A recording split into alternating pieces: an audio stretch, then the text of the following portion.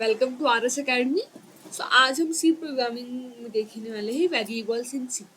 Variables क्या होते हैं सी प्रोग्रामिंग में? Let's start our session. So अगर हम प्रोग्रामिंग के पॉइंट ऑफ व्यू से देखें तो what is a variable? Variable is the name of a memory. ये मेमोरी का नेम होता है। Is the name of a memory location which store some data.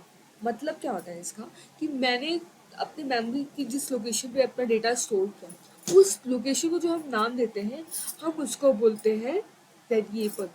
ठीक है। हम अपने ऑब्वियस बात है, हम अपना जो भी डेटा होता है वो मेमोरी में स्टोर करते हैं। और जैसे हम मेमोरी में स्टोर करते हैं तो उसकी कोई ना एक पर्टिकुलर उसको लोकेशन मिल जाती है, पोजीशन मिल जाती है उस डेटा को। तो जब हम उस मेमोरी के लोकेशन को नेम देते हैं ना, उसी को हम वेरिएबल बोलते हैं। Okay. So variable is nothing but हम एक कंटेनर की तरह भी इसको बोल सकते हैं कि वेरिएबल इज द कंटेनर। मतलब क्या है, जैसे हम बोलते हैं ना कि अगर मेरे पास एक कबर्ड है, उस पर मैंने बुक्स रखी है, तो मेरी जो कबर्ड है वो क्या हो गया, वो एक कंटेनर हो गया। क्यों? क्योंकि उसके अंदर मुझे बुक स्टोर करने का जगह मिल रहा है। जो मेरा बुक स्टोर हो रहा है हम उसे बोलते हैं डेटा। और मेरा जो कबर्ड है वो एक कंटेनर की तरह काम कर रहा है, यानी वो मेरा एक वेरिएबल है। जैसे कि हम किचन की एग्जांपल ले लेते हैं। किचन में भी हमने देखा है मम्मा बहुत सारे डब्बे रखी होती है। उन डब्बों में क्या होता है, किसी में मसाला होता है, किसी में दाल होता है, किसी में मूंग दाल होती है। ऐसे अलग अलग हमने उसको रखा होता है हर एक कंटेनर में। तो जहाँ तो वेरिएबल क्या है? वेरिएबल एक कंटेनर जैसा होता है जिसमें हम अपने डेटा को स्टोर करके रखते हैं। जैसे कि अब मेरे पास यहाँ पे कुछ कंटेनर्स है।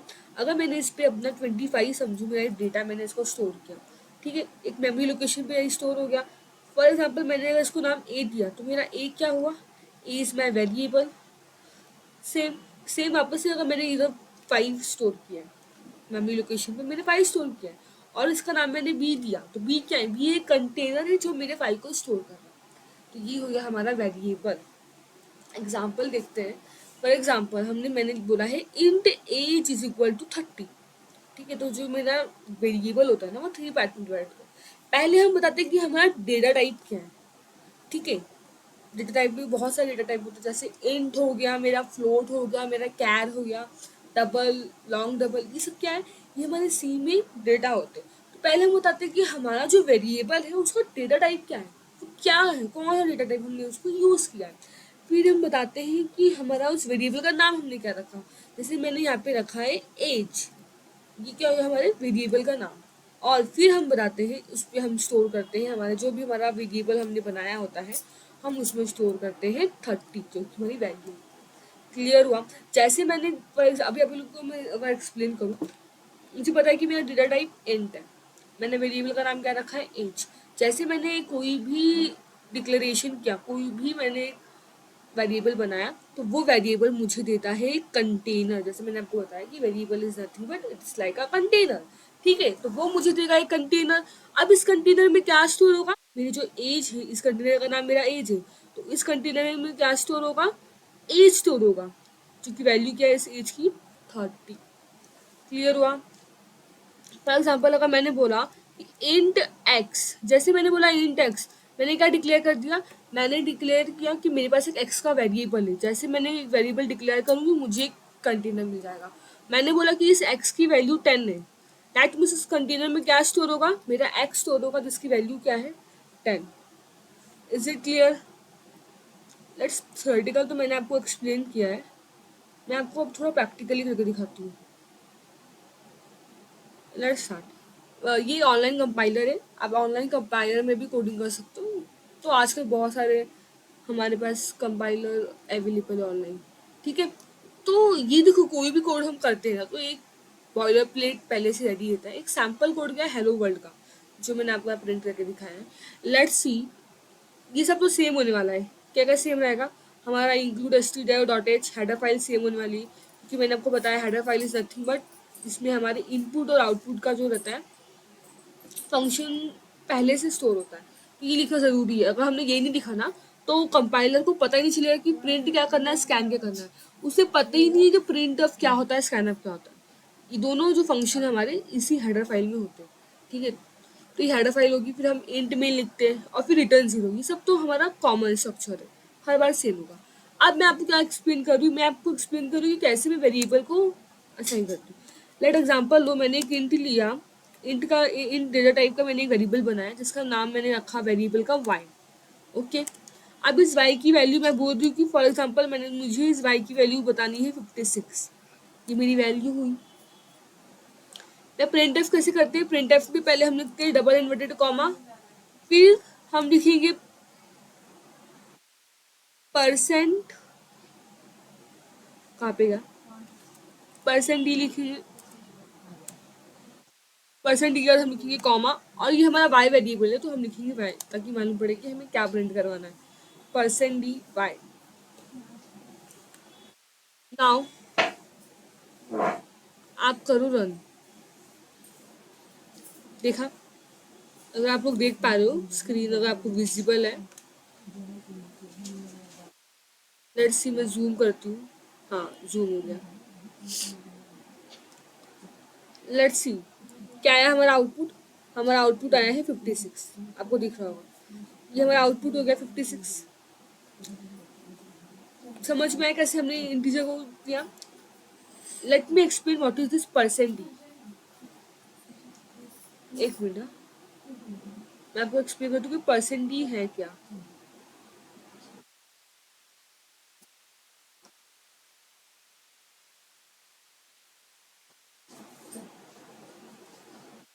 लेट्स सी मैं आपको डायरेक्ट लिख के दिखाती हूँ, स्क्रीनशॉट डाल दो। हमने लिखा था ना, क्या लिखा था मैंने यहाँ पे, मैंने लिखा था प्रिंट एफ और ब्रैकेट में लिखा था परसेंट डी और फिर मैंने लिखा था एक्स। इसका मतलब क्या होता है percent, percent is nothing but ये होता है हमारा फॉर्मेट स्पेसिफायर। क्या होता है ये, परसेंट डी हमारा है फॉर्मेट स्पेसिफायर, और हर एक डेटा टाइप का फॉर्मेट स्पेसिफायर अलग अलग होता है। ये हमारा इंट डेटा टाइप था इसलिए हमने इसके लिए यूज किया परसेंट डी। अगर मेरा फ्लोट डेटा टाइप को मैं बताऊंगी तो मैं यूज करूँगी परसेंट एफ। ऐसे कैर के लिए अलग होगा, लॉन्ग डबल के लिए अलग, सबके लिए हमारा जो फॉर्मेट स्पेसिफायर होता है ना वो अलग अलग होता है। Let me tell one thing. अच्छा मैंने लिखा था यहाँ पे, मैंने अगर आपको कोड अगर आपको बताऊँ तो मैंने लिखा था इंट वाई, फिर मैंने आपको वाई की वैल्यू बताई थी कि समझो 56 लिखा था ना हमने, 56। तो ये जो सेमी कॉलन होता है ना, semi colon is nothing but ये हमारा होता है स्पेशल कैरेक्टर। किसी भी प्रोग्राम में सेमी कॉलन हम हर एक सेंटेंस के बाद लिखते हैं, इसका मतलब ये होता है कि मैं अपने कंप्यूटर में अपने कंपाइलर को ये बता रही हूँ कि इंट वाई के बाद मेरी इस लाइन में कुछ भी नहीं लिखा है। आपको इधर, आप जैसे ही सेमी कॉलन को देखते हो आपको रीडिंग स्टॉप करना है, कंपाइलर रीड करता है ना कि क्या क्या कमांड्स दिए। ठीक है, तो कंपाइलर देखो हमारा जो मेन फंक्शन है, मेन प्रोग्राम का जो हमारा होता है वो इंट मेन से शुरू होता है। जैसे उसने इंट मेन देखा, इंट मेन देखते ही क्या होगा, हमारा मेन फंक्शन रीडिंग स्टार्ट करेगा। पहले उसने देखा कि इंट वाई लिखा है, फिर सेमीकोलन आया, वो समझ गया कि मेरा टर्मिनेशन पॉइंट है, यहाँ पे मुझे रुक जाना है, इसके आगे कुछ भी नहीं लिखा है, मुझे अब नेक्स्ट लाइन रीड करनी है। वो नेक्स्ट लाइन में आएगा कि पहले उसको फर्स्ट लाइन से समझ में आया कि हाँ वाई नाम का एक इंटीजर डेटा टाइप में वाई नाम का एक वेरिएबल मुझे असाइन मतलब डिक्लेयर किया। अब उसको वैल्यू क्या असाइन की, y is equal to 56। y is equal to 56 मतलब ये नहीं कि मेरा जो y है वो 56 के इक्वल है, इट डजेंट मैटर। देखो ये मैक्स नहीं है प्रोग्रामिंग में। मैक्स में अगर हम बोलते हैं, अगर ऐसा लिखा होगा y इज इक्वल टू 56 तो हम बोलते हैं कि एक इक्वेशन है जहाँ पे y और 56 दोनों एक दूसरे के इक्वल है। बट यहाँ पे ऐसा नहीं है, प्रोग्राम में क्या होता है y इज इक्वल टू 56 का मतलब ये है कि मेरा जो y है उसको मैंने 56 वैल्यू असाइन की है, y का वैल्यू 56 है, y इज इक्वल टू 56 नहीं, y की जो वैल्यू है वो 56। क्लियर हुआ ये, इतना आपको यहाँ तक कोई डाउट नहीं है। ठीक है, y की वैल्यू 56 से मतलब जैसे मैंने इंट y बोला एक कंटेनर बन के तैयार हो गया। इस कंटेनर में क्या जाने वाला है, इस कंटेनर में जाने वाला है y, जबकि y की वैल्यू क्या असाइन की है हमने, हमने y की वैल्यू असाइन की है 56, तो इसलिए हम लिखेंगे 56। क्लियर हुआ इतना, यहाँ तक आपको एक ड्राई रन भी समझ में आ गया। लेट्स से मैंने आपको बताया वेरिएबल मतलब क्या, अगर एक नॉर्मल इंग्लिश वर्ड में देखें, अगर हम प्रोग्रामिंग के थोड़ा हट के देखते हैं तो वेरिएबल यानी कि जो चीज़ वैरी होती है, या फिर आप बोल सकते हो चेंज होती रहती है, हम बोल सकते कांस्टेंट नहीं रहती, नो कांस्टेंट ना, जो कांस्टेंट नहीं रहती, जो वैरी करती रहती, चेंज होती रहती, हम उसको बोलते हैं वेरिएबल। नॉर्मल लैंग्वेज में हम ऐसा बोल सकते हैं, आप एकदम राइट बोल रहे हो। ठीक है, अगर मेरा ये वेरिएबल है इसका मतलब क्या कि मेरा जो वेरिएबल है उसमें हमारी जो अपडेशन होते रहते हैं, अपडेशन मतलब क्या मैम, लेट्स सी मैं आपको एक्सप्लेन करती हूँ। जैसे मैंने अगर आपको एक प्रोग्राम लिख के बताती हूँ, नॉर्मल सा अगर मैंने बोला, मैंने डिक्लेयर किया कि इंट ए, ठीक है, मेरा ए नाम का वेरिएबल है जिसका डेटा टाइप इंट है। फिर मैंने बोला कि मैं इसको एक वैल्यू असाइन कर रही हूँ 10। मैंने अपने कंप्यूटर को एक कमांड दिया है print F, and I was saying कि हाँ परसेंट डी, ए को परसेंट डी की लिखा था क्योंकि ये मेरा इंटीजर वैल्यू, मैंने अभी आपको एक्सप्लेन किया, तो मुझे बताना है कि इंटीजर वैल्यू प्रिंट करो, तो कंप्यूटर क्या करेगा, प्रिंट करेगा। जैसे वो प्रिंट करे उसे पता है कि इंट ए है, मतलब मुझे कंटेनर असाइन की गई है, एक कंटेनर असाइन, चलो मैं आपको यहाँ पे लिखती हूँ, इसको मैं यहाँ पे बताती हूँ, एक मिनट।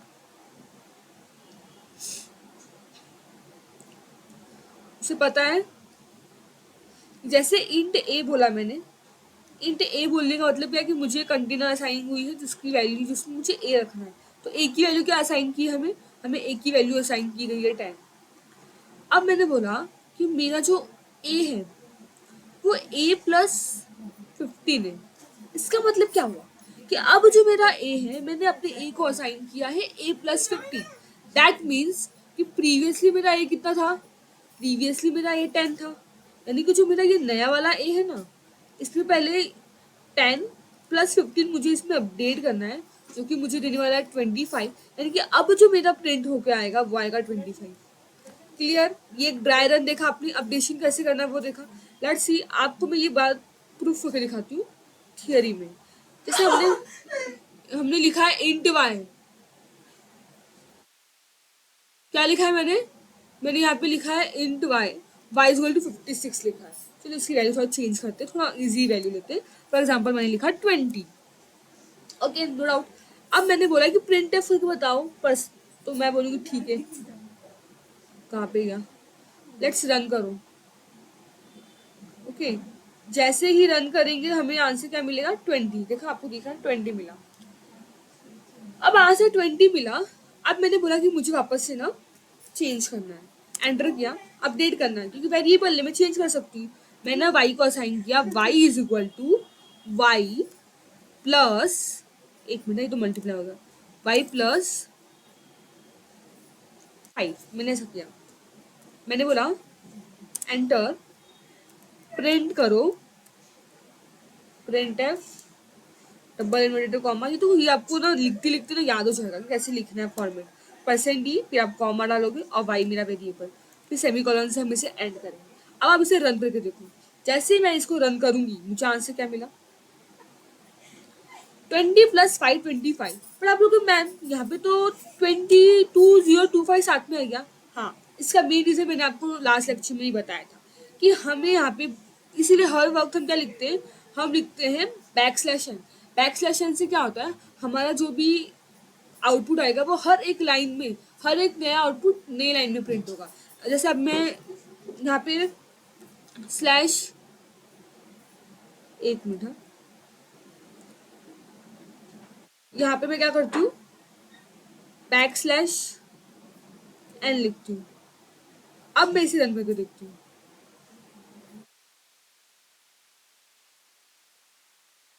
एक minute sorry, backslash n हमें इन्वर्टर कॉमा के अंदर ही लिखना है, बैक स्लैश एन लिखा। अब आप रन करो, जैसे मैं इसे रन करूंगी, मैं यहाँ पे लिखना पड़ेगा ना क्योंकि बैक स्लैश,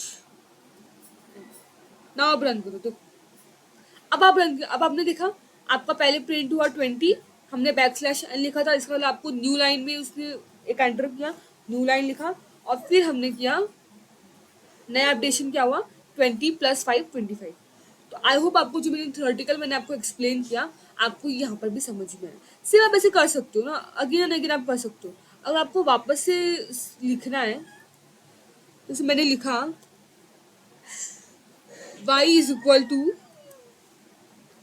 मैंने लिखा y इज इक्वल टू, जो हमारा पहले वाला y था y माइनस, हमने समझो 10 लिख दिया, ठीक है। और मैंने बोला कि अब मुझे इसे प्रिंट करना है, तो इससे पहले हम लोग लिखते हैं एंटर कंट्रोल वी करते हैं, तो ये हम कॉपी करेंगे। Instead of writing again and again हम कॉपी पेस्ट भी कर सकते हैं। लेट्स सी, अब रन करो। अब देखा आपने, अब क्या आया, पहले तो पाई इक्वल टू 20 प्रिंट हुआ, फिर मैंने इसमें अपडेशन लगाया था +5 का, तो 20 + 5 25 हुआ ना। अगर आप लोग ध्यान से देख पा रहे हो, मैं आपको यहाँ पे एक्सप्लेन भी करती जाती हूँ। अगर आप यहाँ पे देख रहे हो, जब y इक्वल टू 20 हुआ, कलर चेंज करते हैं, एक मिनट, लेट्स सी। जब y इक्वल टू 20 हुआ, पहले कंटेनर में 20 आया, तो 20 प्रिंट हुआ, आपने देखा। सेम अगेन, फिर क्या प्रिंट किया हमने, y इक्वल टू y+5, यानी ऑलरेडी पहले y की तरह 20 था मेरा, ठीक है। उसमें क्या ऐड करना है, मुझे 5 ऐड करना है, मतलब क्या होगा, मेरी y की वैल्यू कितनी होगी, 25 होगी। यानी अब जो नया कंटेंट, जो नया आउटपुट आएगा वो हमारा आएगा 25। देखा यहाँ पे 25 है, ये भी हमारा राइट हुआ। Same y equal to y-10 है, मतलब पहले y कितना था मेरा 25, उसमें हमें कितना करना है, 10 माइनस करना है, मतलब कितना हो जाएगा ये हमारा हो जाएगा 15। अब हमारी वैल्यू आई 15। तो इस तरह से हम अपना वेरिएबल में अपडेशन भी कर सकते हैं। आई होप आपको अंडरस्टैंड हुआ रहेगा अच्छे से। आओ एक मिनट, लेट मी रफ, इसको रफ करते हैं और फिर हम आपको नेक्स्ट कॉन्सेप्ट, आई होप आपको वेरिएबल नॉर्मली कैसे लिखते हैं वो तो अंडरस्टैंडिंग होगा रहेगा। लेट्स सी, अब हम देखेंगे तो रूल्स क्या है वेरिएबल के, वेरिएबल्स के रूल्स है कुछ, कैसे वेरिएबल्स बनाते हैं। तो पहला रूल हमारा है, वेरिएबल्स आर केस सेंसिटिव। हमारे जो वेरिएबल्स होती है वो क्या होती है, वो केस सेंसिटिव होती है। What is mean by case sensitive, case sensitive यानी कि स्मॉल लेटर और बिग लेटर, यानी ये लोअर केस और ये अपर केस, दोनों का मीनिंग अलग होता है प्रोग्राम में, ठीक है। दोनों का मीनिंग क्या होता है, अलग होता है। अगर मैं आपको एक प्रोग्राम करके दिखाऊं, फॉर एग्जाम्पल इसको हम लोग लेट्स सी बैक स्पेस करते हैं और स्टार्ट करते हैं। मैंने अगर आपको बोला कि मैंने बनाया int a is equal to 10, ठीक है, और मैंने लिखा int a is equal to 20। इसका मतलब क्या पता आपको, इसका मतलब कि दोनों की वैल्यू अलग अलग है, दोनों अलग है। ये लोअर केस और अपर केस दोनों एक अलग अलग वेरिएबल है, दोनों सेम नहीं है। हम नहीं बोल सकते कि दोनों ए लिखा है तो दोनों एक ही, दोनों अलग अलग है। इतना समझ में आया आपको। नाउ सेकंड क्या हमारा, फर्स्ट कैरेक्टर इज अल्फाबेट और अंडरस्कोर, हमेशा याद रखना है। आप अपना जो भी वेरिएबल बनाओगे ना, उसका जो पहला लेटर कैरेक्टर होगा वो हमेशा क्या होगा, वो हमेशा आपका अल्फाबेट होना चाहिए, या फिर आप अंडरस्कोर लिख सकते हैं हमेशा। आप ऐसे नहीं लिख सकते कि वन फॉर वन प्रोग्राम, पहले आप कोई नंबर डाल दो, क्योंकि पहले आप स्पेशल कैरेक्टर यूज करो, जैसे क्वेश्चन मार्क एज। आप ऐसा कुछ वेरिएबल नहीं बना सकते। हमेशा आपका जो फर्स्ट कैरेक्टर होगा वो कैसा होना चाहिए, आपका जो फर्स्ट कैरेक्टर है वो हमेशा होना चाहिए हमारा अल्फ़ाबेट, ये आपको याद रखना है। लेट्स सी, मैं आपको एग्जांपल लिख के दिखाती हूँ। जैसे कि हम लोग यहाँ पे बोले कि इंट, फिर हमने लिखा, अब हम एक वेरिएबल बनाने जा रहे हैं, तो वेरिएबल का नाम लिखेंगे age is equal to 2 for example, ठीक है। या फिर हम ये भी लिख सकते हैं कि इंट अंडरस्कोर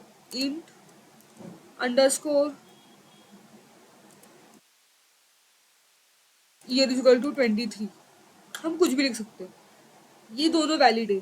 लेकिन अगर आप लोग ये बोलोगे कि हम लिखेंगे int 1 year is equal to 365 days, तब नहीं चलेगा। ये आपका क्या हो जाएगा, आपका ये इनवैलिड होगा। क्या होगा ये चीज़ आपकी इनवैलिड हो जाएगी। सिर्फ ये तो वैलिड है, ये वाला हमारा रॉन्ग है। क्लियर हो इतना। आप ये दो ही मैसेज लिख सकते हो, या तो आप अल्फाबेट से स्टार्ट करो या फिर आप अंडरस्कोर से स्टार्ट करो, ठीक है। ये हमारा सेकंड रूल हो गया। थर्ड रूल क्या है हमारा, नो कॉमा ब्लैंक स्पेस। देखो आप जब भी वेरिएबल लिखते हो ना तो कोई आप ऐसे नहीं लिख सकते, जैसे मुझे लिखना है, मैंने स्टूडेंट नाम का ये वेरिएबल बनाया, तो मैं ऐसे नहीं लिख सकती एस टी यूज टू, फिर मैं एक स्पेस दूंगी, फिर लिखूंगी D E N T student. ये रॉन्ग मेथड है। मैं ऐसे भी नहीं लिख सकती कि एस टी यूज फिर डी आई वी कॉमा, नहीं ऐसा मैं नहीं लिख सकती, मुझे ऐसे लिखना पड़ेगा। अगर मुझे लिखना है तो मैं लिखूंगी S T U D I V without any space and without any comma, मुझे ऐसे लिखना पड़ेगा। लास्ट वाले वाला no other symbol than underscore. देखो अंडरस्कोर के अलावा हम कोई भी स्पेशल कैरेक्टर यूज नहीं कर सकते। अब व्हाट इज स्पेशल कैरेक्टर? देखो बहुत सारे स्पेशल कैरेक्टर है। यहाँ पे मैं आपको ये तो कमेंट है, इसका कोई यूज नहीं होता। जैसे कि यहाँ पे बहुत सारे हमारे स्पेशल कैरेक्टर है।